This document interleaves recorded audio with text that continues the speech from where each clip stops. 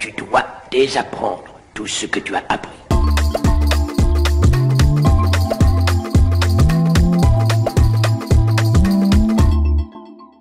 Je vous ai expliqué dans la première partie de cette vidéo que j'ai publiée il y a 3 jours l'importance d'une conception libre de l'idée de l'art photographique. Une compréhension libérée de l'impression que la photographie, c'est la reproduction du réel parce que rien n'est plus faux que ça.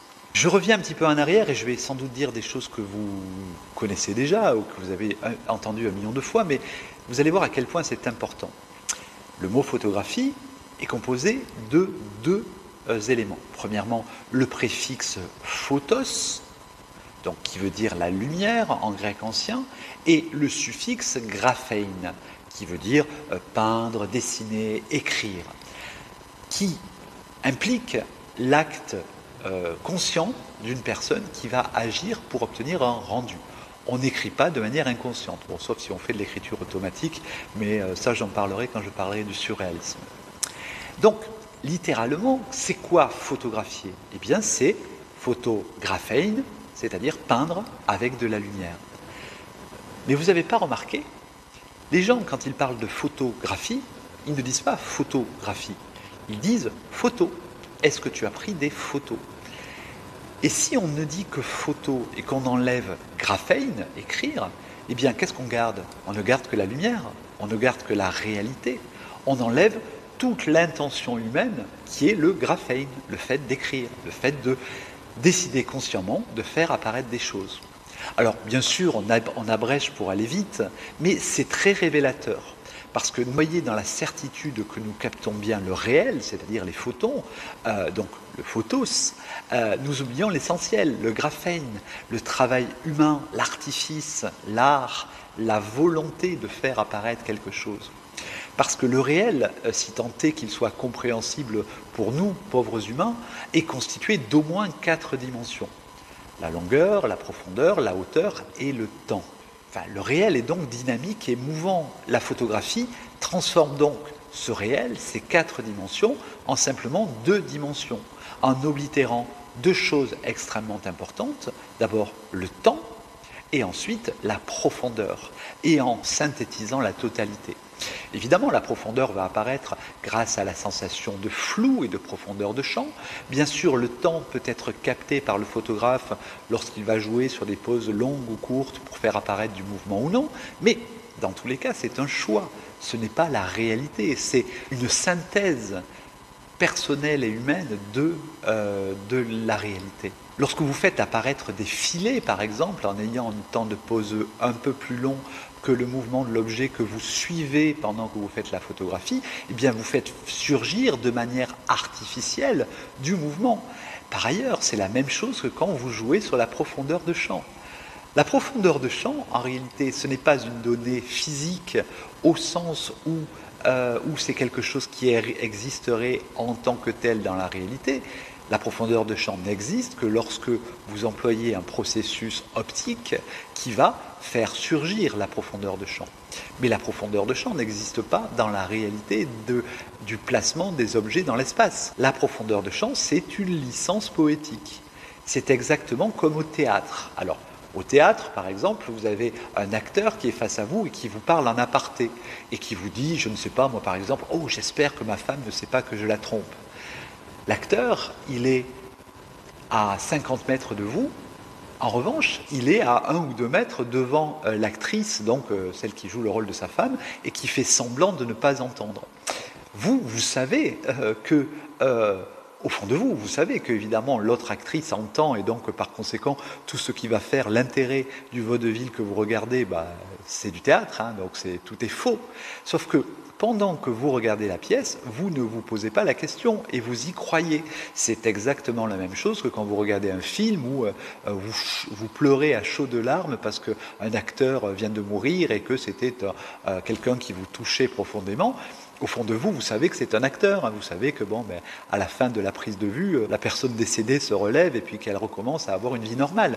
Mais pendant que vous regardez le film, eh bien, vous pleurez. Eh bien, c'est la même chose en photographie. Lorsque vous voyez des zones floues, lorsque vous voyez de la profondeur de champ, eh bien, vous avez l'impression de profondeur. Et le flou, c'est une convention que nous avons intégrée et qui nous paraît évidente, mais qui en réalité est purement artificielle. Le flou ne peut exister qu'en photographie. Alors ça, je vous en ai aussi déjà parlé dans une précédente leçon. Regardez un objet en faisant la netteté dessus, et puis vous vous interrogez sur ce que vous voyez derrière sans le regarder, parce que si vous le regardez, ça devient net, et vous vous interrogez sur quelle est la qualité d'apparence de ce qui est derrière. Et vous allez vous rendre compte que le flou réel, c'est-à-dire le flou perçu par vos yeux, eh bien, n'existe pas.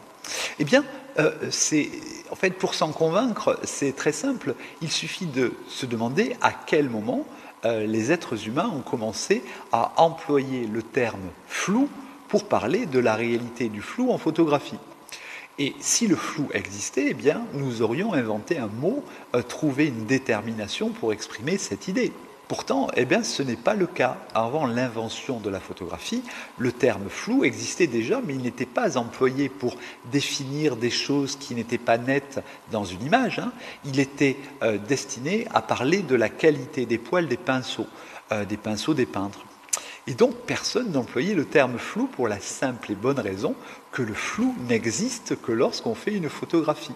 Pourtant, quand on regarde la photographie et qu'on voit des zones floues, eh bien, on y croit. Pour cette chronique, je me base sur ce que dit le dictionnaire de l'Académie française en 1835, lorsqu'il explique le terme flou.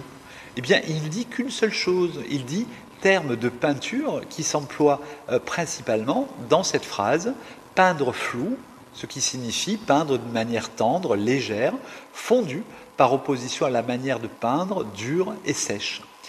Cette expression n'est pas très souvent utilisée. Et il n'y a pas d'autre définition de ce mot.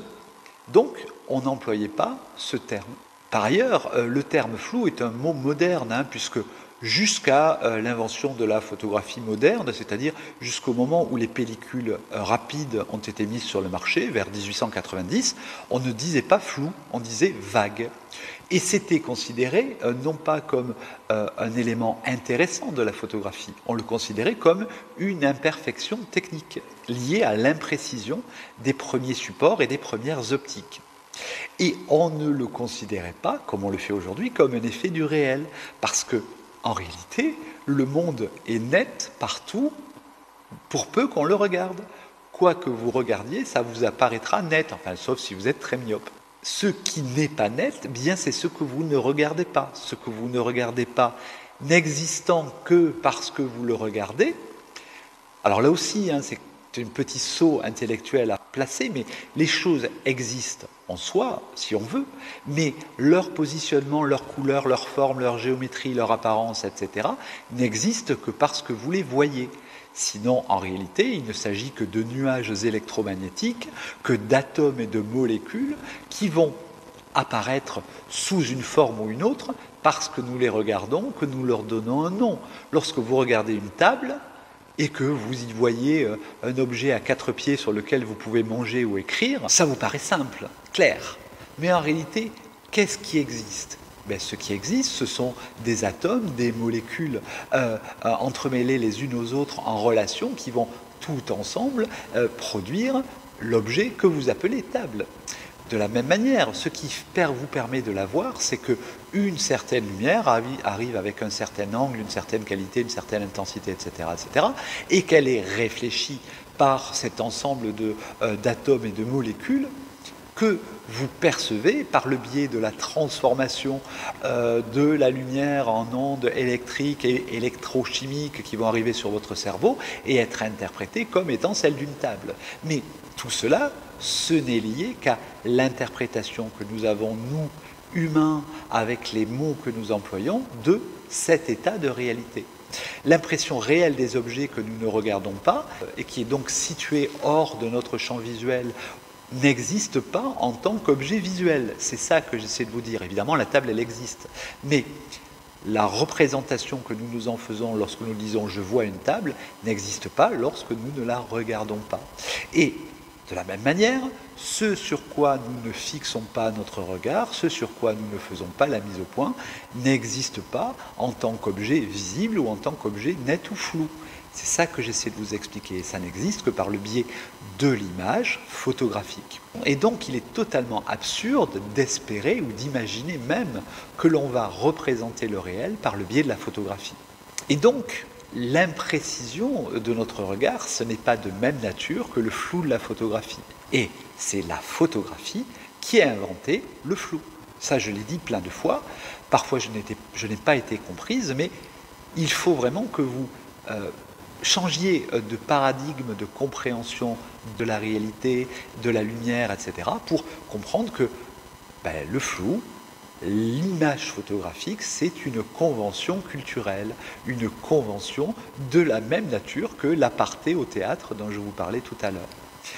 Par ailleurs, et c'est ce qu'on faisait naguère dans les laboratoires en argentique, le travail, c'est la révélation de l'image. C'est-à-dire, vous savez, lorsqu'on plaçait son image, on la mettait dans un bain, le bain d'un liquide qu'on appelait le révélateur et qui faisait apparaître l'image. Eh bien, le photographe, lorsqu'il connaît son métier, c'est que la photographie est en soi une imposture totale, c'est-à-dire du faux qui prétend être le vrai. Et le rôle du photographe, c'est d'être le révélateur du monde, c'est-à-dire de prétendre faire exister un monde qui n'existe que de manière latente dans l'esprit du photographe qui réalise l'image. Puisque le placement de votre appareil photo, vos choix de réglage, d'angle, le fait de rajouter ou non de la lumière, d'aller faire des photos en plein jour, en pleine nuit, de mettre un diffuseur, etc., tout cela va créer une réalité alternative.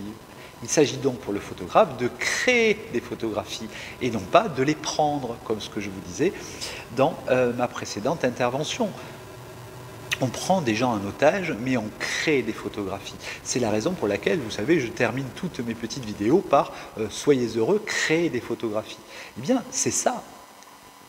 Photographier, c'est créer des photographies, c'est-à-dire proposer sa propre interprétation du monde et faire de cette activité un art, c'est-à-dire un acte de production, de création, et non pas une technique qui serait celle de prendre la photographie. Pensez-y la prochaine fois que vous verrez une photo où vous êtes représenté. Dites-vous bien qu'elle n'est qu'une traduction de la lumière qui vous a touché. Une traduction qui a été interprétée, transformée, parfois exprès et parfois non. Tout dépend de l'observateur et tout dépend du photographe. Ce qui fait dire souvent à des gens, vous savez, je ne suis pas photogénique, je ne sais pas quoi faire de mes mains, je ne suis pas belle en photo, ce genre de choses.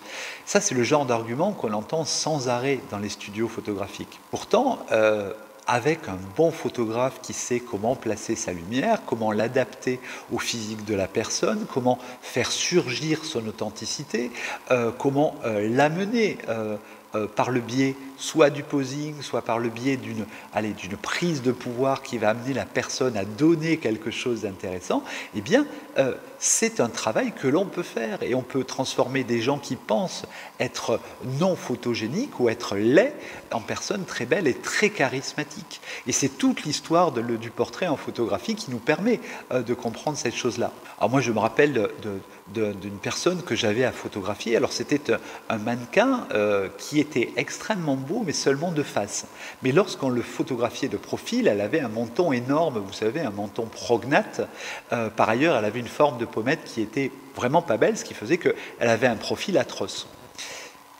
Et cette modèle, évidemment, elle ne voulait pas se faire prendre en photo. Et puis, un jour, elle est venue travailler chez moi, et puis, en jouant sur des prises de vue faciales, en plaçant des sources en V, en laissant le menton légèrement dans l'ombre, en lui demandant de se placer d'une certaine manière, eh bien, j'ai réalisé des photos qui étaient extrêmement qualitatives et où cette personne, ce mannequin, était extrêmement belle. Et d'ailleurs, elle a fait une jolie carrière après. De la même manière, si vous connaissez mes photographies, il est probable que vous pensez que tous les mannequins avec qui je travaille mesurent toutes plus d'1,80 m, qu'elles ont les jambes d'Adriana Carambeu, etc., etc. Eh bien, souvent, ceux qui viennent dans mes séances photo, ils sont surpris parce qu'ils voient que mes modèles, souvent, elles sont très petites, enfin, pas nécessairement extrêmement petites, mais enfin, en tout cas, de taille normale. C'est lié à quoi? C'est lié au fait, je vous en ai déjà parlé, que je travaille généralement au très grand angle, donc au 16 ou 17 mm, que je me place en contre-plongée et que, par une petite astuce que j'explique dans mes livres, je change la longueur relative des jambes de mes modèles sans changer l'homothétie du corps relativement au buste et à la tête. Ce qui donne l'impression qu'elles ont des jambes de poupée Barbie, vous savez, hein, extrêmement longues, etc. Et ça fait partie de mon style. Alors je sais que certains d'entre vous détestent ça, mais je sais qu'aussi d'autres l'adorent. Alors évidemment, c'est assez physique, hein, si on veut conserver l'harmonie du corps et obtenir le type de résultat que j'essaie d'obtenir, mais une fois que vous y arrivez, vous arrivez à des résultats juste extraordinaires, et puis surtout les gens deviennent grands, élancés, beaucoup plus minces, etc. Et ça, sans retouche, sans traficotage, hein. C'est juste de l'optique et de l'intention photographique. Alors ça, si ça vous intéresse, évidemment, comme toujours, je vous ramène à mes livres et à mes formations. C'est quelque chose que j'explique en détail et que vous pouvez reproduire très facilement si vous en avez envie. Donc voilà, je vous mets mes livres à l'écran et puis toutes les informations sur mes formations en ligne, mes formations en workshop, vous pouvez y accéder en regardant dans la description de cette vidéo. Ce qui compte, et c'est ce que j'essaie de vous expliquer dans cette petite série, c'est que la photographie est un art. Pour qui sait maîtriser cette discipline, vous obtiendrez des résultats photographiques incroyables. Et en maîtrisant la technique, eh bien, vous allez progresser. Mais il ne faudra pas compter simplement sur la technique. Pour créer quelque chose d'intéressant, vous avez besoin à la fois de technique, mais aussi de travailler sur votre imagination, sur votre connaissance de l'histoire de l'art, et vous avez besoin d'avoir des notions de direction artistique. C'est pour ça que je fais toutes les vidéos que vous voyez sur cette chaîne. C'est aussi pour ça que j'enregistre des formations en ligne pour vous aider à approfondir toutes ces choses-là. C'est la raison pour laquelle je fais des workshops, que je donne des conférences ou bien que j'écris des livres, parce que je me suis rendu compte au fil des années que beaucoup de photographes n'arrivaient pas à aller très loin en photographie parce qu'il leur manquait juste cette notion, la notion que je vous ai expliquée pendant ces 2 vidéos, c'est-à-dire vous ne photographiez pas le réel. Donc, même si vous voulez le faire, même si vous voulez une représentation parfaitement identique entre votre photographie et ce que vous voyez avec vos yeux, vous n'y arriverez jamais. Pourquoi? Parce que vos yeux, c'est un instrument magnifique qui possède une plage dynamique infiniment plus grande que le meilleur des appareils photo, mais surtout, elle est équipée d'un cerveau. Et votre cerveau rajoute des tas d'éléments. Vous regardez une image, vous percevez des sensations, des odeurs, des couleurs, des nuances, des significations que vous n'aurez jamais par le biais de l'image. L'image est simplement une réduction de tout ça et une approche extrêmement subjective du réel. Et donc, par conséquent, si vous partez de l'idée que ce que vous photographiez, c'est ce que vous voyez, vous n'y arriverez jamais. Si, à l'inverse, vous vous dites « je vais photographier ce que je veux montrer, ce que je veux faire voir ou ce que je veux faire croire », parce qu'en réalité c'est ça, eh bien vous allez avoir des images extrêmement intéressantes et surtout infiniment plus proches de ce qui va rendre une image intéressante, une photographie intéressante. Bon voilà, j'espère que cette petite vidéo vous aura intéressé. Je vais m'arrêter là. N'hésitez pas à commenter, à liker, à partager, à me donner votre sentiment. Vous savez que je réponds à tous les commentaires que vous pouvez publier, donc n'hésitez pas, n'hésitez pas à le faire. Et puis on se retrouve très vite pour une prochaine vidéo. En attendant, les amis, soyez heureux, créez des photos. Ciao!